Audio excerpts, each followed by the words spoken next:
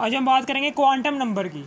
Quantum number की बात करने जा रहे हैं। क्वांटम नंबर क्या होता है कि सेट ऑफ 4 नंबर्स, यानी कि 4 नंबर्स होते हैं इसमें, set of 4 numbers which tells about, जो हमें बता रहा होता है the exact position of electron, जो हमें इलेक्ट्रॉन की एग्जैक्ट पोजीशन बता रहा होता है शेल के अंदर, के इलेक्ट्रॉन कहाँ शेल के अंदर एग्जिस्ट कर रहा है। इस कॉल्ड क्वांटम नंबर। इसको हम क्वांटम नंबर का कहते हैं। 4 नंबर्स हैं, 4 नंबर्स को हम कहते हैं न्यूमेरिकल वैल्यूज़, ठीक है ना। सेट ऑफ 4 न्यूमेरिकल वैल्यूज़ ऐसे भी कह सकते हैं, या फिर सेट ऑफ 4 नंबर्स भी कह सकते हैं। 4 नंबर का सेट होता है। क्वांटम नंबर क्या होता है? ये 4 नंबर्स का सेट होता है कि जो हमें शेल के अंदर इलेक्ट्रॉन की एग्जैक्ट पोजीशन बता देता है। Tells about the exact position of electron is called quantum number, ठीक है ना। समझ आ गई? यानी कि फॉर एग्जांपल मिसाल के तौर पर एक बंदा है, एक बंदा कहता है जी, एक बंदा बाहर के मुल्क रहता है, सऊदी अरब रहता है, सऊदी अरब में रहता है। वो कहता है जी, एक बंदा उसे पूछता है आपका घर किधर है। उसका घर, अपने घर का एड्रेस बताने लगा है। वो 4 हिस्सों में बताएगा। पहले वो बताएगा अपने मुल्क का नाम, स्टेट, फिर उस मुल्क के अंदर किस शहर के अंदर रहता है, फिर बताएगा वो अपनी स्ट्रीट नंबर, यानी कि उस शहर के अंदर कौन से स्ट्रीट में उसका घर है, स्ट्रीट नंबर। फिर उसके बाद एंड में वो अपना हाउस नंबर बताएगा कि मेरा हाउस नंबर क्या है। इन 4, ये 4 उसका मुकम्मल जवाब होगा। फॉर एग्ज़ाम्पल वो सऊदी अरब में रहता है, तो उसकी असल रहाइश होती है जी पाकिस्तान में। पाकिस्तान में कहाँ? लाहौर में। स्ट्रीट नंबर है जी 3 और हाउस नंबर 646। इस तरीके से वो अपना पूरा के पूरा हाउस नंबर का एड्रेस बता देगा। वो एग्जैक्ट नहीं बता सकता कि मेरा हाउस नंबर 646 है। बहुत सारे हाउस नंबर हैं 646 के, ठीक है ना। कोई दूसरे मुल्क में 646 का, कोई इधर है, कोई उधर है। अगर वो इन चार पॉइंट्स को इस्तेमाल करके उस बंदे को आंसर देगा जो उससे पूछ रहा है, तभी उसको पूरा जवाब मिलेगा। अगर इसमें से डायरेक्ट ही वो हाउस नंबर ही बता देता है अपना, वो बंदा, ठीक है ना, कि मैं हाउस नंबर 646 में रहता हूँ, ठीक है ना। जिसने सवाल पूछा होगा आपका घर किधर है, तो वो तो कंफ्यूज हो जाएगा। भाई 646 तो हमारे इधर सऊदी अरब में भी है मकान नंबर। आप कौन से मकान नंबर में रहते हो 646? आप तो बाहर से आए हो ना, ठीक है ना। इस तरीके से वो कंफ्यूज भी हो सकता है। इसलिए आपने 4 पॉइंट्स में उस बंदे को आंसर दे देना। इसी तरीके से ये 4 जो से क्वांटम नंबर्स हैं, इन 4 क्वांटम नंबर्स को हमने 4 पॉइंट्स में एक्सप्लेन किया हुआ है। सबसे पहले तो हम, ठीक है ना, सबसे पहले तो उस क्वांटम नंबर जिसकी हम बात कर रहे होंगे, क्वांटम नंबर 4 हैं। इन 4 क्वांटम में से किसी भी क्वांटम नंबर की बात कर लो, किसी भी क्वांटम नंबर की बात करोगे ना, तो हर क्वांटम नंबर को एक्सप्लेन करने के लिए हमने 4 पॉइंट्स बना रखे हैं। सबसे पहले तो हम उस क्वांटम नंबर की हिस्ट्री, कि वो कहाँ से आया, कहाँ से गया, हिस्ट्री का पता चलाएंगे। फिर उसके बाद उस क्वांटम नंबर को हम किस से रिप्रेजेंट करते हैं, यानी कि उसकी रिप्रेजेंटेशन के बारे में बताएंगे। फिर उसके बाद उस क्वांटम नंबर के अंदर कितने इलेक्ट्रॉन्स उसके शेल में एग्जिस्ट करते हैं, ठीक है ना, उसके शेल्स में कितने इलेक्ट्रॉन एग्जिस्ट करते हैं, ठीक है ना।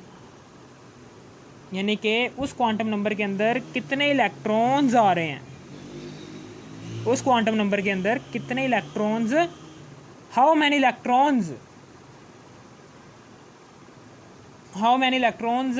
कितने आ सकते हैं उसके अंदर, ठीक है ना। और फिर एंड में हम बात करते हैं टेबल की। और ये टेबल जो उनसा होता है, ये हर एक क्वांटम नंबर का सेम, यानी कि क्वांटम नंबर, ये जो उनसा टेबल होता है ना, ये 4 क्वांटम नंबर्स के टेबल बनाएंगे। और ये नहीं कि चारों के चारों क्वांटम नंबर्स के टेबल डिफरेंट होंगे, ठीक है ना। चारों क्वांटम नंबर के टेबल सेम भी हो सकते हैं, ठीक है ना। समझ आ गई? चलो अब हम पहला क्वांटम नंबर डिस्कस करने जा रहे हैं, वो है जी प्रिंसिपल ये है जी श्रोडिंगर है। श्रोडिंगर वही साइंसदान है कि जिसने हमें बताया था कि जो सा इलेक्ट्रॉन है वो न्यूक्लियस के गिर्द वेव की फॉर्म में मूव करता है। ये पहला शेल है, ये दूसरा वाला शेल है,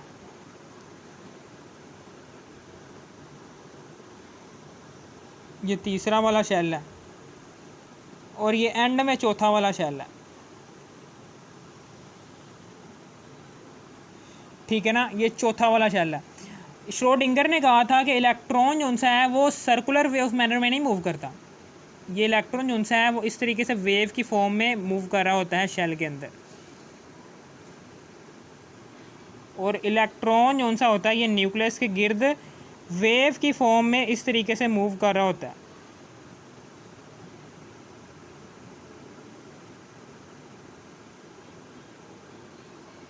इस तरह से इलेक्ट्रॉन जो सा है ये मूव कर रहा होता है इस शेल के अंदर।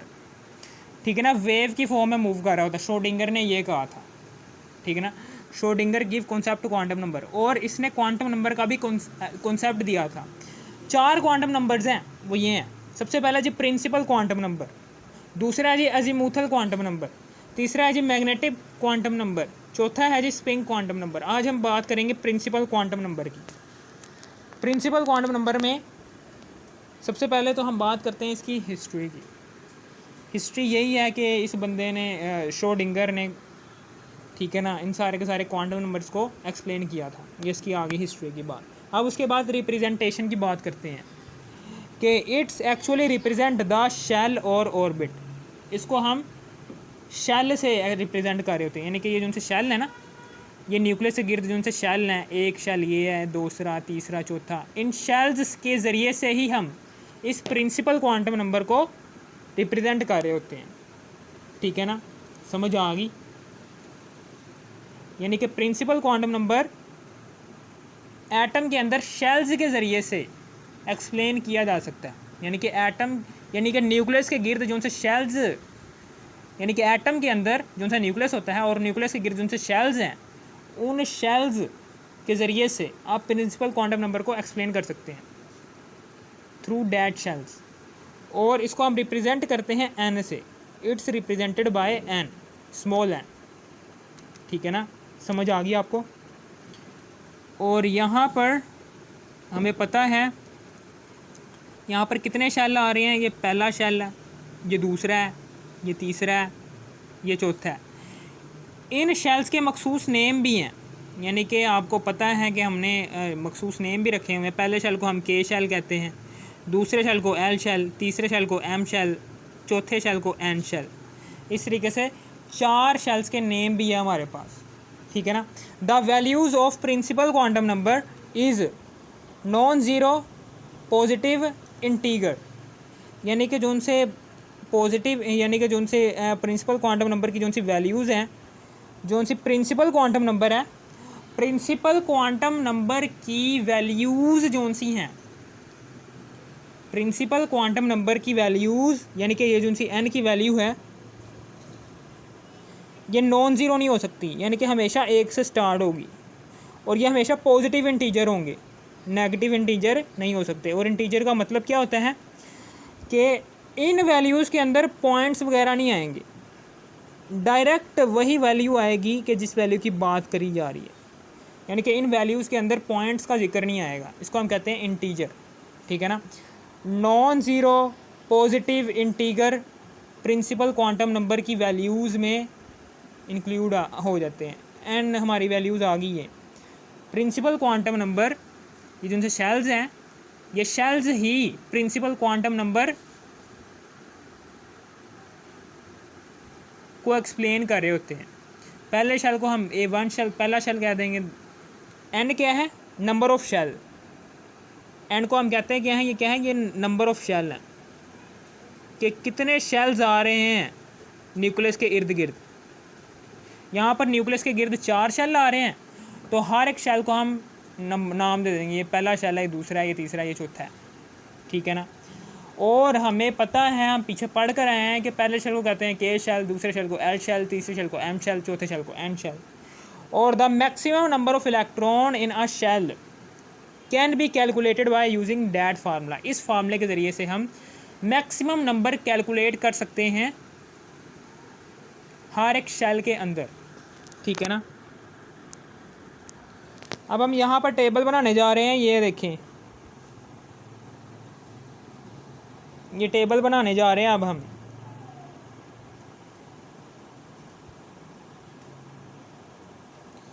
ये टेबल बनाने जा रहे हैं ऐसे करके, बहुत ही बड़ा सा टेबल है ये देखिए। यहाँ पर ये दूसरा है, ठीक है, और ये है जी पहला शेल।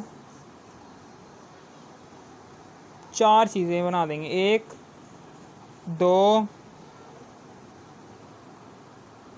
3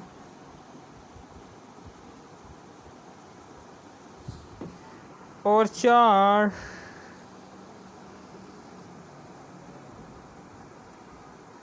इस तरीके से बना देंगे, ठीक है ना, समझ आ गई। यहाँ पर लिखेंगे, यहाँ पर हम एन लिखेंगे, एन लिखेंगे, एन, ठीक है ना। यहाँ पर लिखेंगे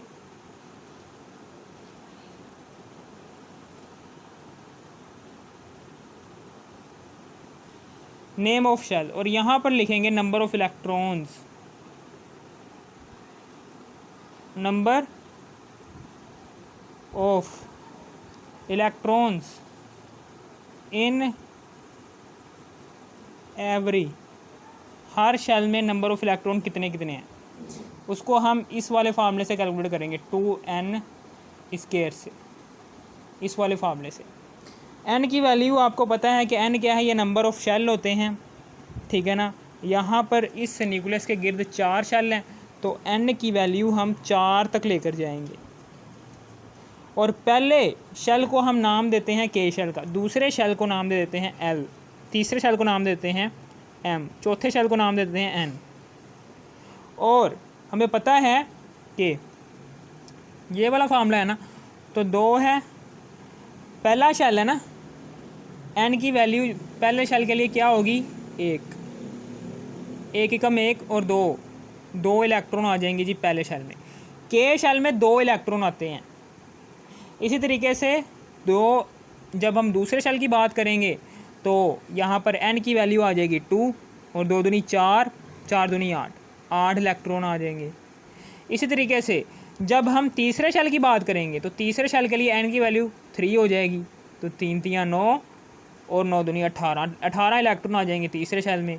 और जब चौथे शेल की बात करेंगे तो चौथे शेल में n की वैल्यू हो जाएगी 4, और फिर उसके बाद 4 से 16 16 दूना 32 इलेक्ट्रॉन आ जाएंगे चौथे शेल के अंदर।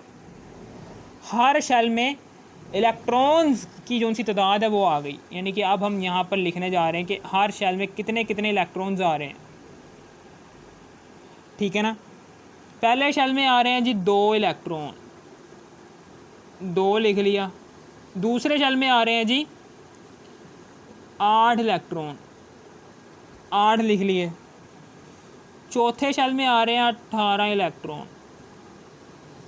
तीसरे शेल में 18 इलेक्ट्रॉन, चौथे शेल में 32 इलेक्ट्रॉन, ठीक है ना। हर शेल में इलेक्ट्रॉन्स की तादाद भी हमने लिख ली। इस तरीके से हमने प्रिंसिपल क्वांटम नंबर को, किसको, प्रिंसिपल क्वांटम नंबर को एक्सप्लेन कर दिया। ये सारा का सारा प्रिंसिपल क्वांटम नंबर है, ठीक है ना, समझ आ गया आपको, ठीक है ना। और ये भी मेरी बात याद रखना कि इन शेल को, यानी कि ये न्यूक्लियस से गिर्द जो शेल्स हैं, इन शेल्स को हम एक और नाम भी देते हैं, ऑर्बिट, ऑर्बिट का भी नाम दे सकते हैं, इसको हम शेल भी कह सकते हैं, 2 नाम है इसके। अगर आपको इस वीडियो की ज़रा सी थोड़ी सी भी समझ, इस वीडियो कर दो लाइक और सब्सक्राइब और शेयर भी कर देना। Thanks for watching me.